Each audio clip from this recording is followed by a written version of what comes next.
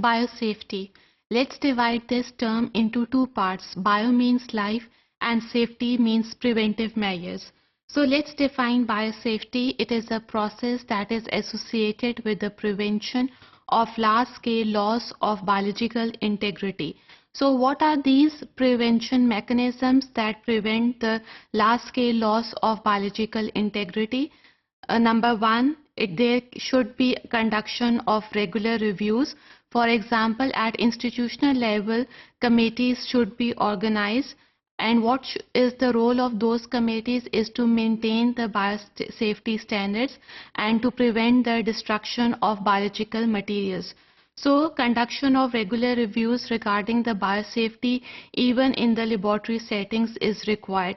And here the biosafety level 1, 2, 3 and 4 is involved. Now there should be strict guidelines to follow if we are dealing with the laboratory of infectious diseases or with the microbiological laboratories. Now biosafety is associated with number of fields and we will discuss them one by one.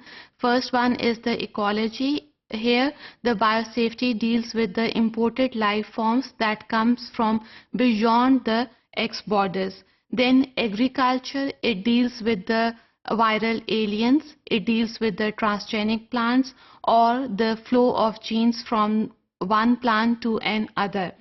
Then it also deals with the field of medicine with number of techniques, especially with the gene therapy. Then laboratory measures has to be taken whenever we talk about the biosafety. In chemistry, we can talk about the levels of heavy metals in water. Then X biology is becoming very emerging field nowadays. For example, according to NASA, alien microbes are there in the space samples. So there have to be some biosafety measures. Biosafety level 5 is particularly associated with the synthetic biology because synthetic biology is associated with the creation of unicellular organisms. Then there is the production of synthetic vaccines. So there are chances of bioterrorism or release of chemicals into the environment.